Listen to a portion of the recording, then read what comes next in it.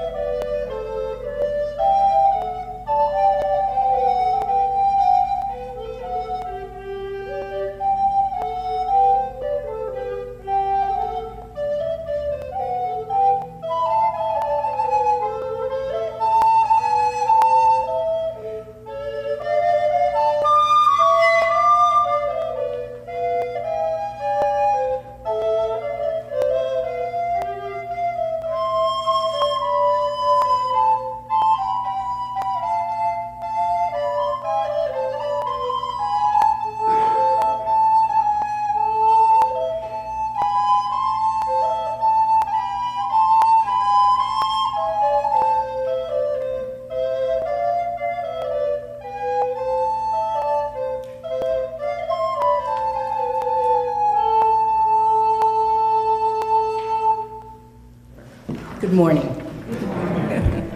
And welcome to all of you, you who are present with us in the sanctuary, and you who could not be present physically, but who have joined us via this miracle that we have called Zoom. Welcome all of you. And thank you, Annemieke and Susan and Amber, for your lovely music. It would have delighted Martha, and today is a gift to all of us. Let us settle into this moment in time, which is made sacred by our common purpose here. We have gathered here with Martha's sons, Jim and Dan, to remember and celebrate the long and full life of Martha Bradshaw Manheim. We are here also to mourn her death. This is what we do when someone we love is no longer with us. We recognize that whatever shape grief may take in our individual lives, we need each other to mourn, to openly express the loss of Martha's enthusiastic presence among us, to say to each other that her presence has touched us in meaningful ways, and we miss her. Though we are honoring Martha's life, this is actually what we do for each other. We engage in rituals of presence and remembrance. Our gathering delivers a concentrated dose of love and companionship to help us weather the tension between the ups and the downs and the unpredictable twists and turns of remembering. We meet on the common ground of our humanity and hopefully allow ourselves to feel the range of emotions, especially the ones that are so often subdued by so-called social norms. We imagine we shouldn't cry in public. We imagine we shouldn't admit regrets. We imagine that we should feel and say only nice things at a time like this. We imagine that laughter and joy have no place at a memorial service. I think we imagine wrongly. How limited these unwritten rules would have us be at a time when our emotions are brimming over, perhaps, and longing to be set free. There is a line in Shakespeare's Macbeth that warns us about holding back what is genuine and true. Give sorrow words, it begins. Give sorrow words. The grief that does not speak whispers the o'erfraught heart and bids it break. Give sorrow words. But know there are many ways to express sorrow. It can be heavy, yet together we share its weight. This has been evident not only in our coming together today, but also in the months before Martha's death, in the steady stream of visitors that kept Martha company and engaged until her last moments of consciousness. During that time, sorrow bloomed in fragrant flowers and fresh garden vegetables. It danced to the notes of recorder music. It was in the borscht and in the chocolate. It scooted along with the vacuum and snapped itself into the folds of clean sheets. Sorrow came via poetry and newspaper articles read out loud because Martha's eyes failed her before the rest of her did. Sorrow appeared in the presence of Jim and Dan for months, trading off his work called, keeping company with their mother, cooking and sharing meals. Unlikely words for sorrow slipped into continuing conversations and spawned new ones. Death was often the subject of discussion. There are many ways to express and experience sorrow. Not all are sad. And not all are hard when they are expressions of a community's love. We are connected in life as we are in death. And sometimes we stand with each other on the bridge between until the time comes for one of us to cross over. It is at times like these that we pause and reflect on the questions of eternity and the mystery of God's promises. This time together, right now, is a gift. In a sense, Martha has given us this time apart from our busy lives to pause in gratitude for the time we had with her and for the time we have ahead of us. And so we acknowledge our common loss, our individual pain, and the fact that we are here in life, even as Martha has crossed the threshold from mortal existence into eternal life and the company of those who have gone before her. She has indeed been beloved on this earth, and we now entrust her to God's merciful care and the peace beyond all understanding. Yes, so we were asked to sing Dona, Nobis, Pacem, and we will do it in a round. So all of us will sing it through once, and we will line up group 1, 2, 3, and we'll just sing it as a round, and it will really fill up the space. So we'll sing it once through, and then if you want to sing along, it's in bright red hymnal, but I think you will just catch on as we do this.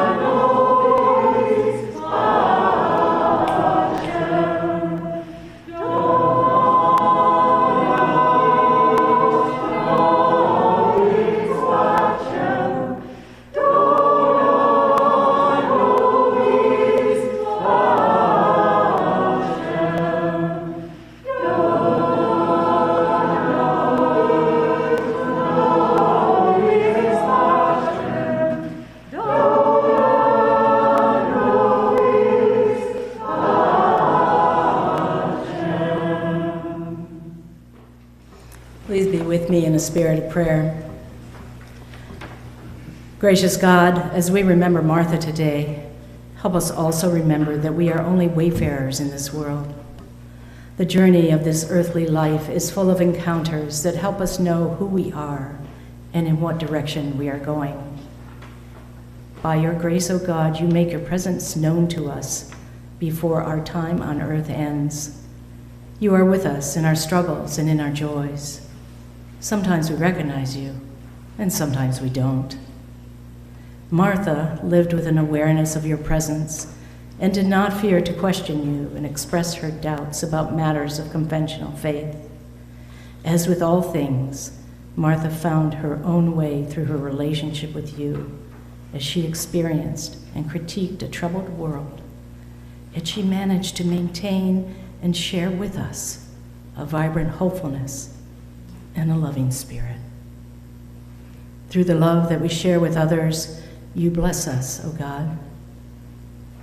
Jesus taught us that in the giving we are blessed and in the receiving we are blessed.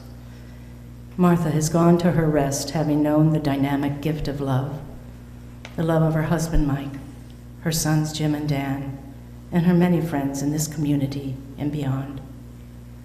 Be especially with Jim and Dan today and the years to come as they become the elders of their family.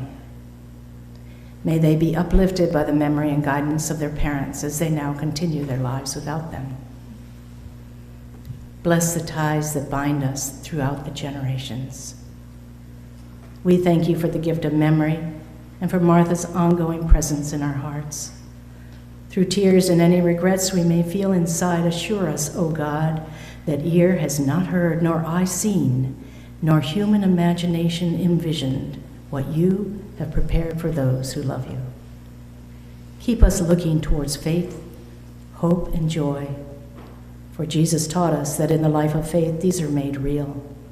And so in faith and with hope, O God, we offer our thanksgivings this day. As you are comfortable, please pray with me the prayer that Jesus taught us. It's in your bulletin. Our Father, who art in heaven, hallowed be thy name. Thy kingdom come, thy will be done, on earth as it is in heaven. Give us this day our daily bread, and forgive us our trespasses, as we forgive those who trespass against us. And lead us not into temptation, but deliver us from evil. For thine is the kingdom, and the power, and the glory forever and ever. Amen. Martha chose all the hymns that we will sing today, and also the pieces that the Strafford singers, the famous Strafford singers, are singing, and including the piece towards the end of the service called Quiet Hills that Becky arranged so that they could sing it together. Thank you for bringing your voices to this.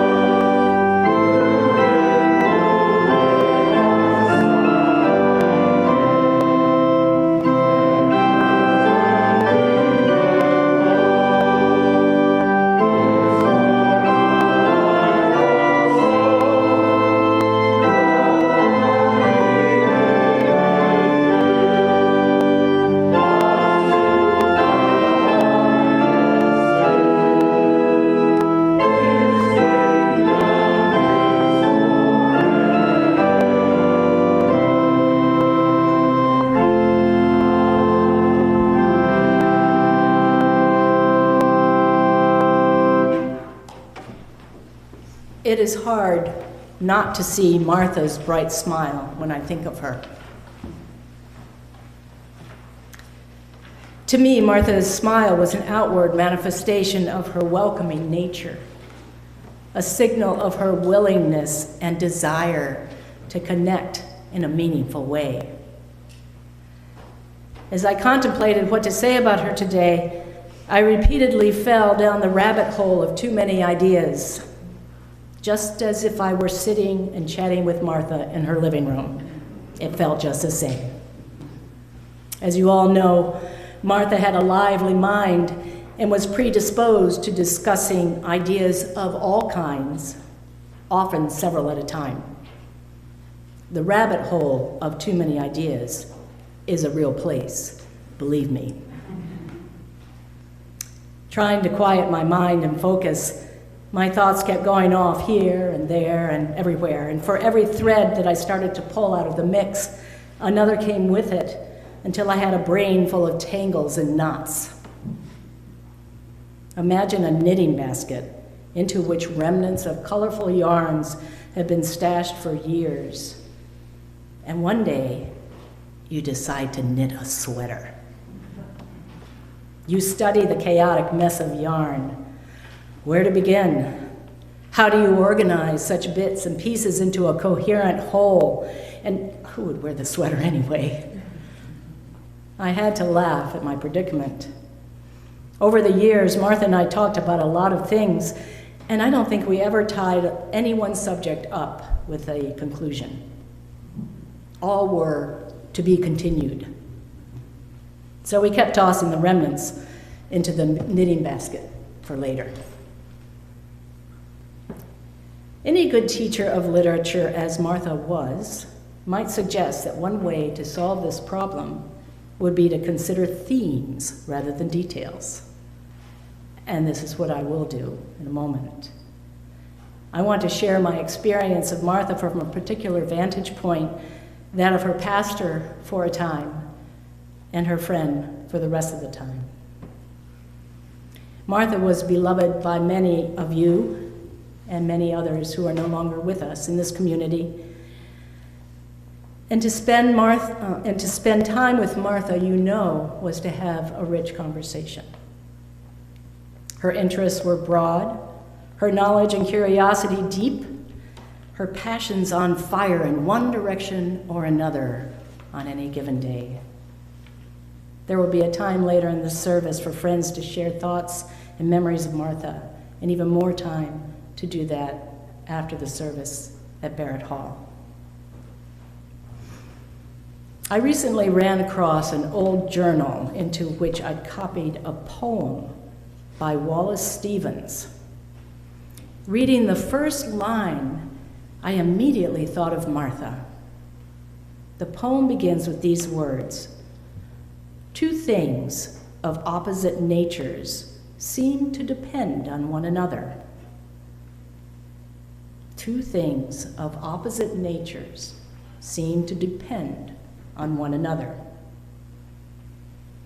It goes on to offer some examples of opposites and what happens when these opposites come together and touch each other. And the poem says, this is the origin of change. When they meet, this is the origin of change. Opposites. Take faith and science, for example, one of Martha's favorites. Opposites influence each other and change happens. Some sort of alchemy occurs. I experienced Martha as being endlessly curious and interested in discovering the meaning that could be found in the space between opposing ideas or contrasting realities. For Martha, I believe that searching for meaning was a daily adventure. Frustrating at times, fulfilling at others. She was always working for change. The tension between faith and science seemed to be one of Martha's favorite avenues for exploration. Back in 2015, some years ago, she offered a talk during a church service that she titled Shifting. She stood right here and spoke of 3 different plays in which she saw issues. Let me do that again. She used the 3 plays to talk about issues that she saw facing the church and religion in this country at the time. I won't try to summarize her comments, trust me. But from the plays, she drew conclusions from 3 pairs of opposing themes. The first play dramatized the impact that scientific discovery had on the medieval church, causing it to change. The second play took on the question of whether free will can even exist if it is bound by the laws of science, and that is all there is. The drama of the third play challenged neurological science to measure compassion, or what happens to us when we are deeply moved, say, by a beautiful piece of music. This was about the brain in opposition to the mind or spirit. These are the types of things that made Martha's heart sing, kept her mind sharp, and never let her stop being interested in the plight of the world around her. Never let her stop being interested in people and trying to make this world and our collective lives better. Her conclusion from exploring the clash of the opposites in those plays, and I'm almost quoting Martha here, so if it is not clear, you can take it up with her. Her conclusion was that there is a danger in materialism and pride in scientific achievement that leads to skepticism or atheism, because this has left many of us with no way to face death and no code of behavior to support each other when we are alone and in trouble. Martha believed that religion and even the church has the resources to affirm meaningful values and keep us from isolation and death. But all things must be dynamic. All things must be able to change and shift. She ended her talk with these words: 1, 2, 3, shift. Always ready to doubt the status quo and find ways to make changes happen. There are some who live their faith by a set of rules and a stance of certainty. This was not Martha's way, but it does not mean she did not live by faith. She practiced her faith by questioning. She received doubt as a gift and explored it. Martha was a professor and a teacher, but above all, she was a student of life. In the Christian tradition, we learn from the Bible that Jesus' students were called disciples. They were not called Christians in the Bible. That is a word that emerged much, much later in history, and I won't even get into what that did. But I believe that Martha, in her exuberance for learning, was a disciple whose faith was enriched by doubt, not diminished. Faith gave Martha the passion for hope, even in the darkness. I believe her faith has allowed her to meet death without fear.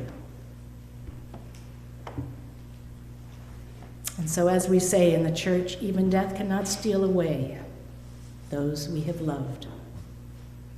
Martha Manheim has lived a large life, a remarkable life, a life that will endure because her life is now in God's hands and has become a part of our own. Within each and every one of us, we carry Martha's life too.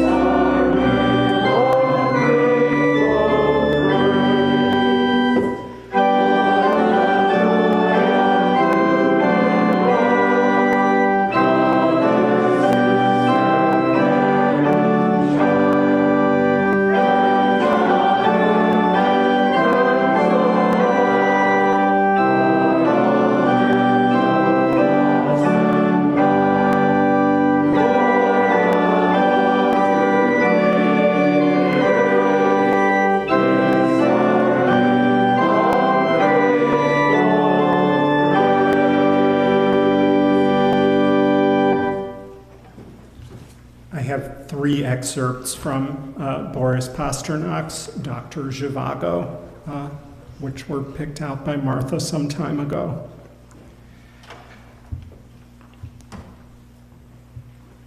What you don't understand is that it is possible to be an atheist. It is possible not to know whether God exists or why, and yet believe that man does not live in a state of nature, but in history, and that history as we know it now began with Christ, and that Christ's gospel is its foundation.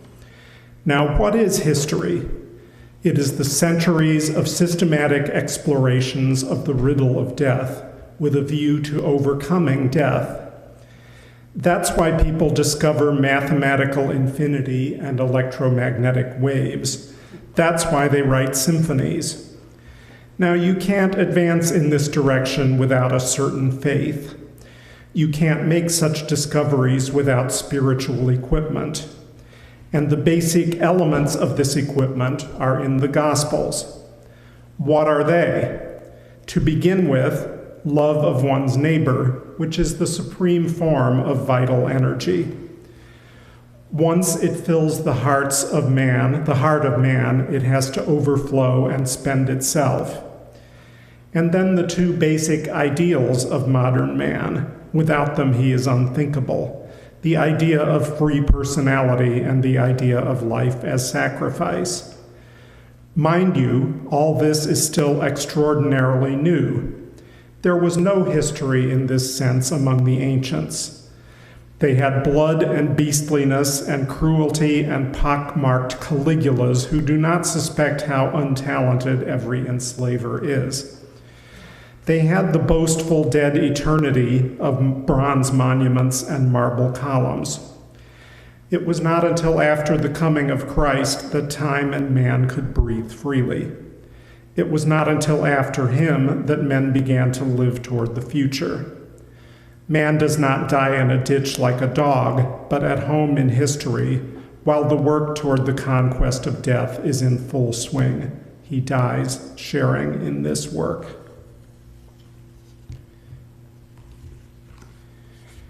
Wait, let me tell you what I think. I think that if the beast who sleeps in man could be held down by threats, any kind of threat, whether of jail or of retribution after death, then the highest emblem of humanity would be the lion tamer in the circus with his whip, not the prophet who sacrificed himself. But don't you see, this is just the point. What has for centuries raised man above the beast is not the cudgel, but an inward music, the irresistible power of unarmed truth, the powerful attraction of its example. It has always been assumed that the most important things in the Gospels are the ethical maxims and commandments. But for me, the most important thing is that Christ speaks in parables taken from life, that he explains the truth in terms of everyday reality.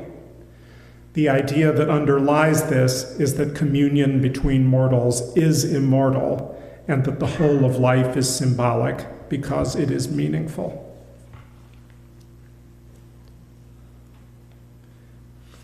So, what will happen to your consciousness?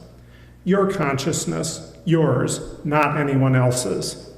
Well, what are you? There's the point. Let's try to find out. What is it about you that you have always known as yourself? What are you conscious of in yourself? Your kidneys? Your liver? Your blood vessels? No. However far back you go in your memory, it is always in some external, active manifestation of yourself that you come across your identity. In the work of your hands, in your family, in other people. And, now listen carefully, you in others, this is your soul. This is what you are. This is what your consciousness has breathed and lived on and enjoyed throughout your life. Your soul, your immortality, your life in others. And what now? You have always been in others, and you will remain in others. And what does it matter to you if later on that is called your memory? This will be you. the you that enters the future and becomes a part of it. I think a lot of people probably have had the experience of sitting while my mother sat on her sofa wanting to read you something, and you had to stay and hear it. Well, that was the very last thing she wanted everybody to hear. Right? I get to do what I want. Just talk about Emily Dickinson. And I had an idea what Mary was going to say, and I sort of, chose poems to go along with it, but they actually dovetail quite nicely, I think. Dickinson wrote to a friend late in life, "We both believe and disbelieve 100 times an hour, which keeps believing nimble." And nimble believing, the faith that comes intermittently, not when you're asked what do you believe, but when you're not asking that and actually living. When something's being seized, makes faith a kind of dance from moment to moment, and there are pauses in between, and then it gets seized.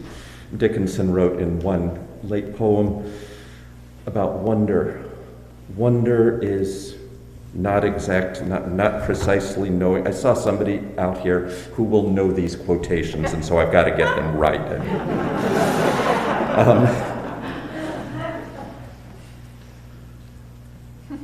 Wonder is not precisely knowing and not precisely knowing not. And I think that too is something like my mother's faith, that it's not something that you know, but it is something, again, towards which you rush.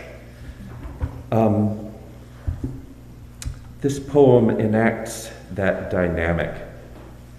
Fear and doubt on the one hand, and sweetness and embrace of being part of something much larger that comes, but you can't hold it. Of death, I try to think like this: the well in which they lay us is but the lightness of the brook that menaced not to slay us, but to invite by that dismay, which is the zest of sweetness, to the same flower Hesperian, decoying but to greet us. I do remember when a child with bolder playmates straying to where a brook that seemed a sea withheld us by its roaring from just a purple flower beyond, until constrained to clutch it if doom itself were the result. The boldest leaped and clutched it. Again, that moment where all the things that intervene go away and you reach. Death, embrace of faith, embrace of the other, it doesn't matter which.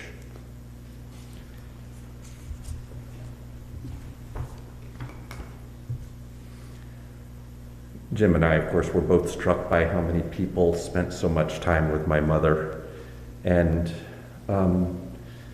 came to the end when she could no longer respond to anybody. And a number of people had ideas about what was going on then, through their own experience, but we don't know. And I don't really know what to make of that last week or so. I'm glad I was there. I'm glad Jim was there. We cover thee, sweet face, not that we tire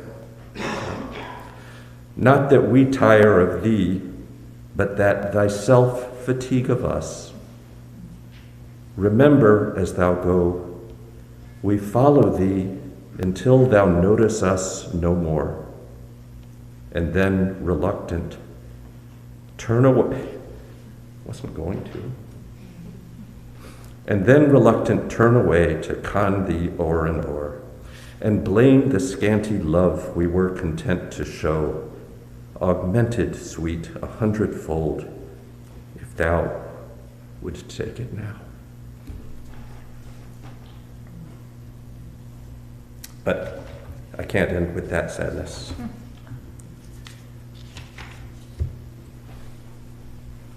As imperceptibly as grief, the summer lapsed away, too imperceptible at last to seem like perfidy. A quietness distilled as twilight long begun, or nature spending with herself sequestered afternoon. The dusk drew earlier in, the morning foreign shone, a courteous yet harrowing grace as guest that would be gone. And thus, without a wing or service of a keel, our summer made her light escape. Into the beautiful.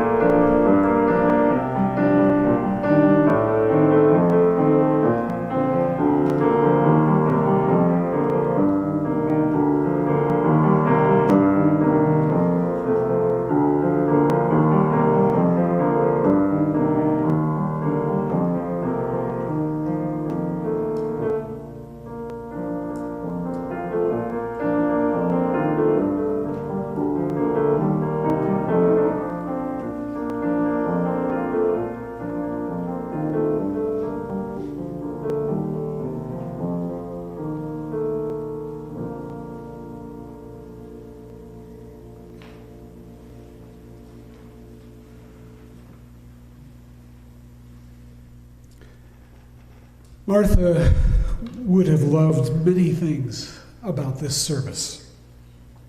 She loved the church. She loved each of us. She loved thoughtful, carefully crafted words. And one of the parts that would have moved her most is what just happened. Annemieke playing a beautiful piece on the piano that Martha and Mike gave to the church. Martha had not been able to get here for a long time when COVID began, and she had missed it. And then suddenly, nobody could get here. And we posted our services on our website. Martha wrote, "I actually was able to hear Annemieka's pavane. Tears of pleasure sprang to my eyes." We can picture Martha with us here now, her eyes shining in that smile. When I told Martha that I was cutting back on my ministry, she asked if I could still speak at her service. And of course, I said yes. But this week, I found that what I really wanted was for Martha to speak. So I went back through dozens of emails that Martha sent in the first year and a half of COVID, responding to our online services.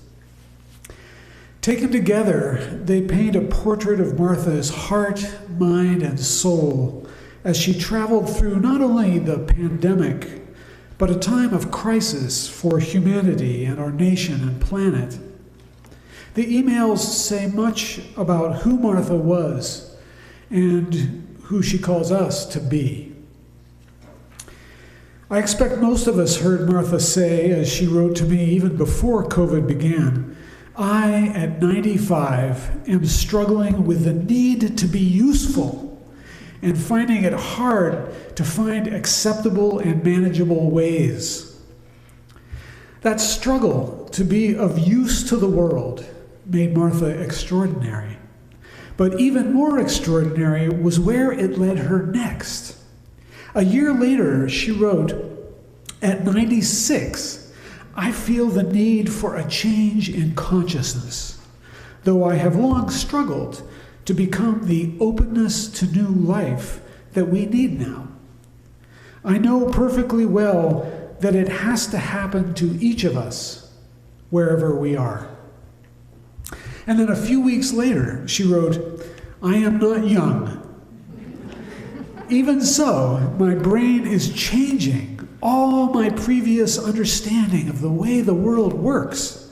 I can feel the change turning, churning in my head." And then 2 months later, "I am in the midst of yet another shift of consciousness, one of several major ones in my life. At 96, I thought I was through. No, this new world has again expanded the need for a bigger view, and it is happening. I must find a way to help it along." And later she wrote, "I think I am seeing my way past 97 to do what I can do, the biggest challenge in living." Tomorrow, here, we will read the words of the Reverend Dr. Martin Luther King Jr., who said, "Only through an inner spiritual transformation do we gain the strength to fight vigorously the evils of the world in a humble and loving spirit. Let us rededicate ourselves to the long and bitter but beautiful struggle for a new world." We saw that spiritual transformation and that struggle in Martha, and they were indeed beautiful. Martha came to the understanding that life is about learning and growing for a purpose, and church is all about helping us undergo that personal evolution. The ultimate purpose is to create a world shaped by the ideals of compassion and love, justice and peace, inclusivity and oneness that are at the core of all spiritual traditions. Literature and life experience serve the same purpose to Martha, helping us learn and evolve into greater instruments for world transformation. She wrote about Dostoevsky's, quote, "images of the oneness of all creation and selfless devotion to the other." And she also wrote about the poor Russian family during the Depression who brought the potatoes that they had grown and shared them with Martha's equally poor family. Martha wrote, "The struggle of our family through that period was a testing that left us stronger, as it testified to the goodness of other human beings. I consider it a boon. And it may well explain my devotion to Russian literature. The Russians knew all about suffering, and their religion saw them through." As Martha struggled through COVID and the physical afflictions of her 90s, something remarkable happened. Early on, she wrote, "I have increasingly bad hearing and eyesight, so I cannot say, as I would like to, that I can participate in the work the church may do about racism, but I strongly support action." But as the change of consciousness took place in her, she began to say things like, "I just can't keep from hoping that the good will triumph. Every assertion of the good matters, especially now." She wrote, "I felt justified in my angry responses to the evil that is happening. Fortunately, I live alone and can shout at the television set. You should hear some of my excoriations. Yet, the kindness rampant around here melts the rage." And then she came up with this formulation. It's a little dense, I'll repeat it. "Releasing the understanding that we manage to achieve into generous behavior is the way." Again, releasing the understanding that we manage to achieve into generous behavior is the way. And I think this captures the change that Martha felt herself making. She was still engaged with the problems of the world very much, but her definition of success shifted, 1, 2, 3, shift, from the amount that she accomplished to simply putting her wisdom to work in generous actions, however limited the scale or the reach. Martha said, "My joy is just struggling against the massive problems." Martha spoke increasingly of the value of love.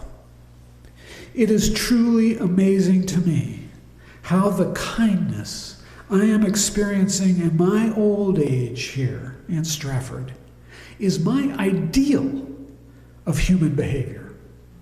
My dream of goodness includes the idea that it is possible in real human life, complex as it is. This community is full of that spirit. People literally shine at each other. Love is strong in this church and in this town."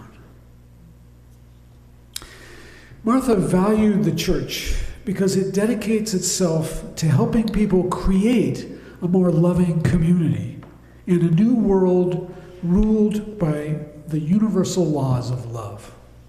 And she valued the church also because it helped her keep evolving spiritually toward her most useful self at each stage of life to serve the purposes of love. One of her last notes to me said, "There are gleams of new interest in the Spirit. Eager as I am to die, I can't help thinking about what form the new world will take. And there is a new world coming." Amen. Thank you, Tom. So at this time, I am wondering if anyone else has something to say that they would like to share. And Jim is ready with a microphone so that we can also actually hear you. So, go for it, Mickey. Ooh. Martha was born in near a little town called Campbell, Missouri, down in the Boot Heel of Missouri. She was born and partly raised there. That's not very far from where my mom was born and raised in Cary County, Missouri, a place where I spent a lot of my childhood. And when Martha and I realized that about each other, we called each other Missouri girls and had a good laugh that we were both stubborn, like Missouri mules. We were both very hardy, having grown up on farms. And we had a lot of sort of stubbornness and inquisitiveness in common, which we claimed came from our Missouri roots. But I didn't know a lot of this about Martha until the last year of her life, because when we spent time together, Martha always wanted to know about me. What was I thinking? What was I writing? What was I feeling about things? She always wanted to know about the other, and she remembered. Even up until the last month of her life, when I would go to sit with her, she remembered everything we'd ever talked about. And she was my greatest cheerleader, my greatest mentor. I loved her very much, as did, I think, a lot of us. Hi, Steve Marks. The thing that about Martha, I used to drive Martha and Michael around, and the love that the two of them had for each other was absolutely fabulous. It was an amazing thing to see two people who respected each other and just treated each other so nicely. And when I got to know either of them, they were both, that was who they were. And Martha was, she was amazing. I mean, traveling with her was an education. It was really, anyway, she was a fabulous woman. We met Michael and Martha when they first came here, and they have both, until Michael died, been just wonderful friends. Martha was intellectually so stimulating to me, which is good for us all. And I really liked, I think it was something that Dan read, that said she was a nimble thinker. And I just love that about Martha. It's so true. You never knew what you were going to hear from her when you went to visit her. And I miss her dearly. I would like to thank Martha and Mike. My wife Katie and I moved 2 doors away from them in, I guess it was 1977. And they were neighbors then. Within a couple years they became great friends. And they were probably the best part of Toledo, the best part of our lives in that wonderful neighborhood. And actually, we moved to the Upper Valley 100% because of Mike and Martha. We came up to visit them. We loved them, and we soon loved the Upper Valley. And they gave us that gift, and they continued to give us that gift with their friendship and their interesting discussions, and any time we spent with them was a gift.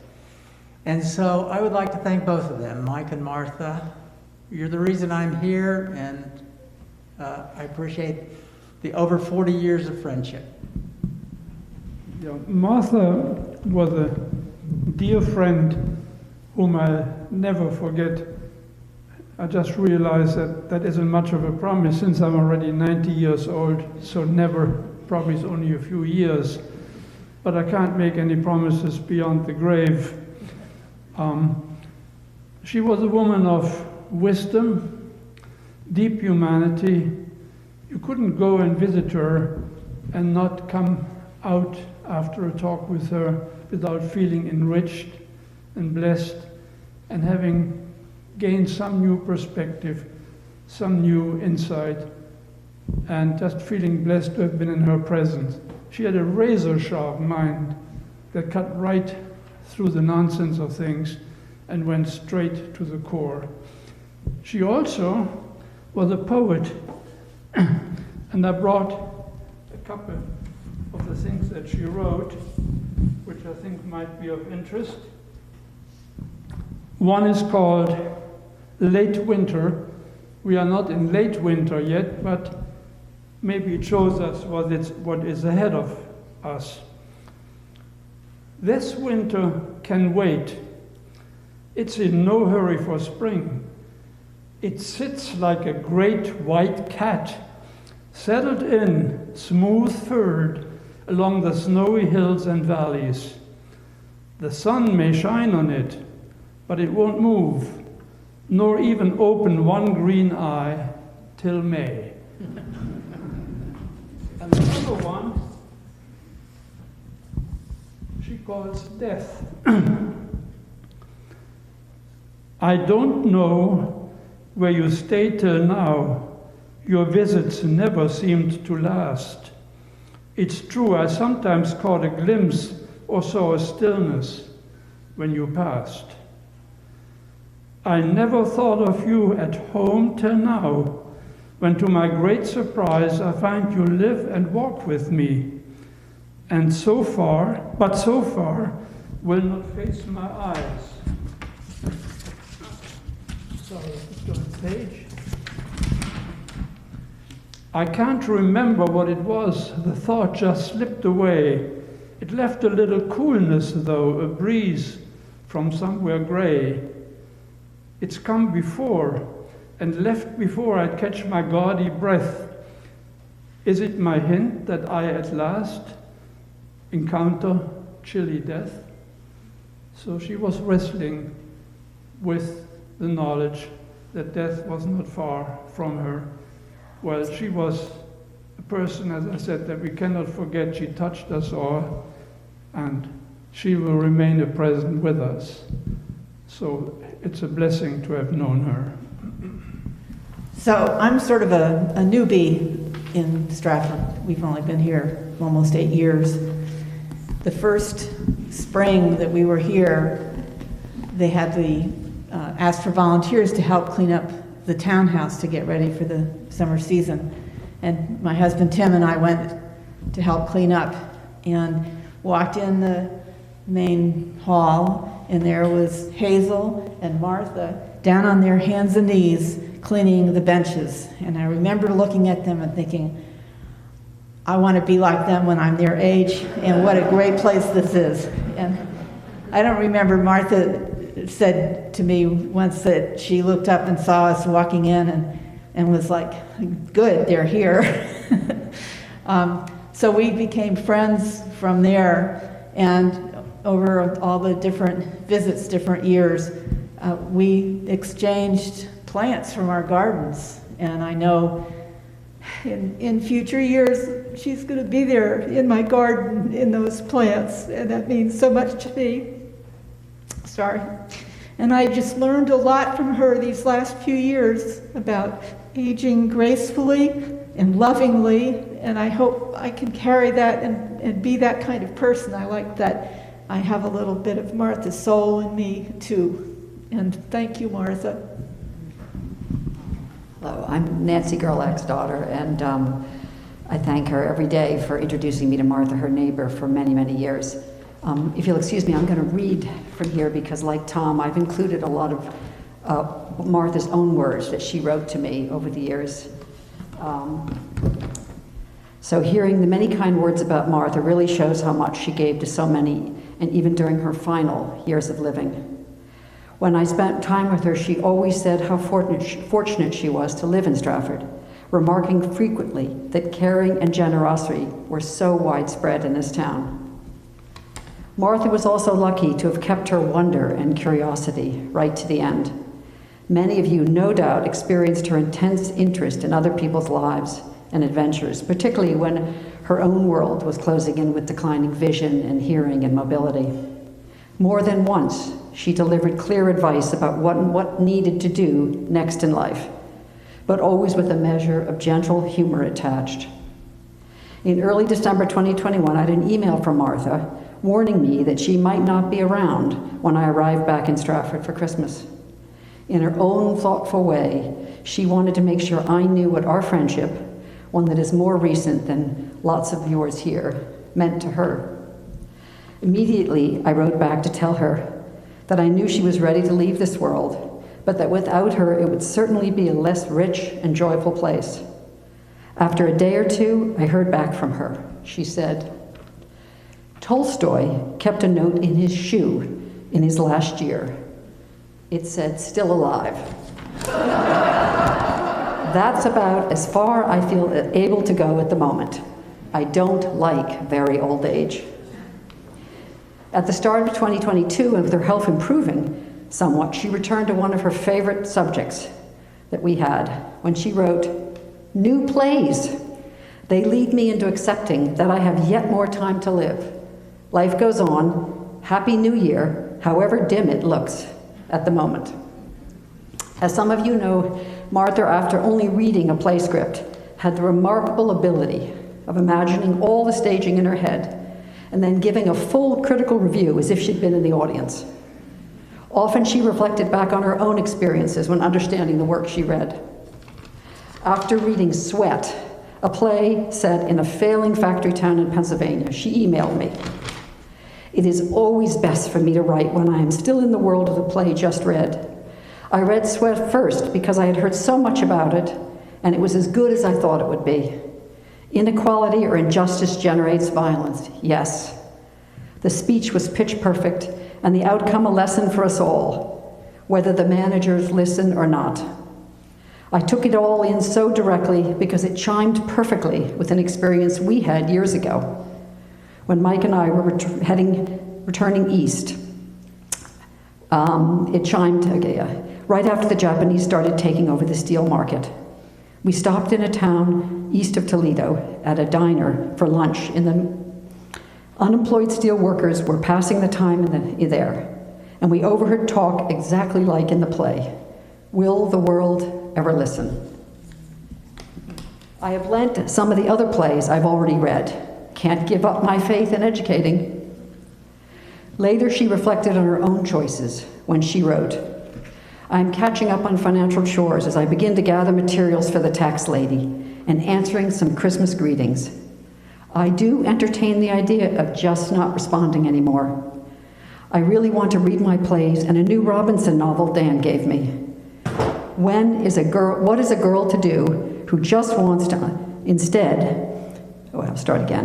When is a girl to do just what she wants instead of what she should do, if not at the age of 97? I embrace irresponsibility for the first time in my life."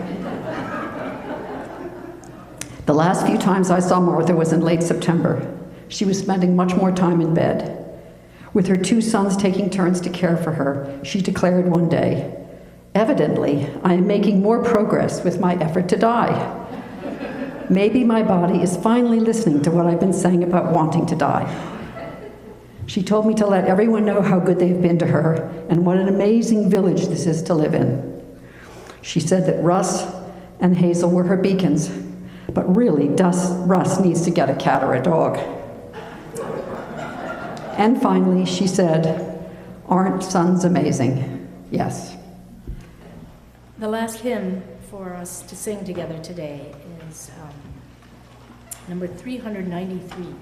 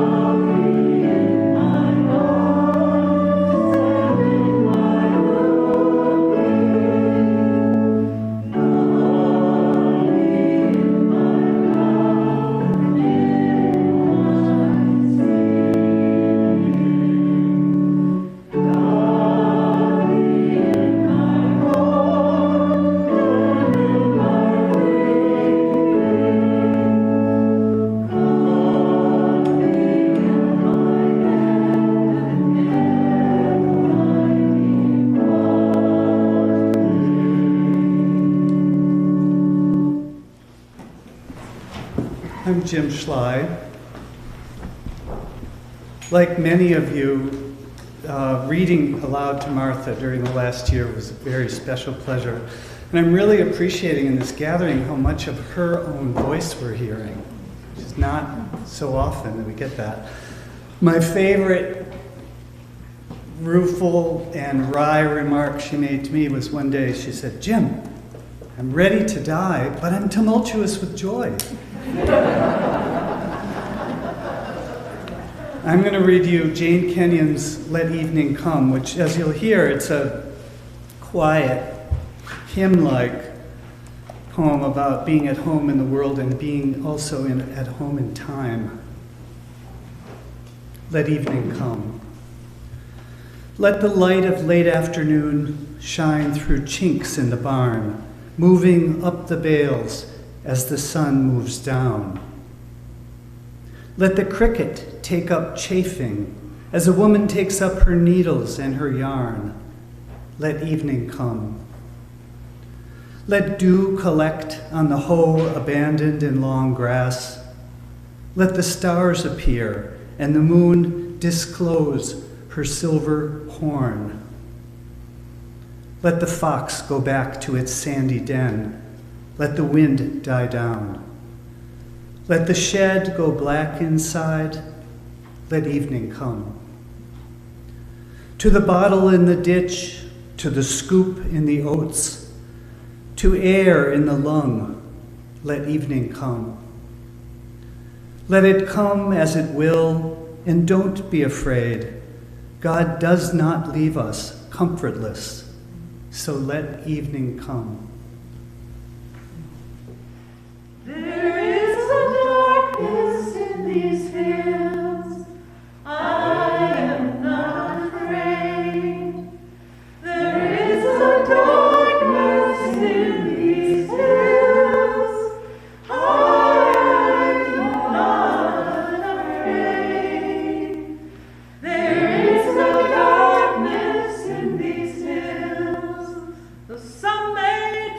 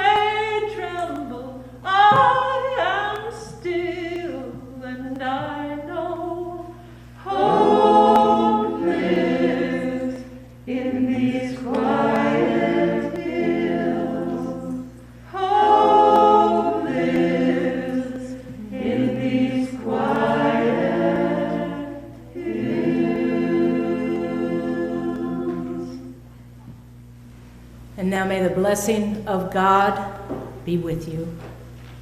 The eternal goodwill of God, the shalom of God embrace you, and the wildness and the warmth of God be among us and between us now and always. Amen.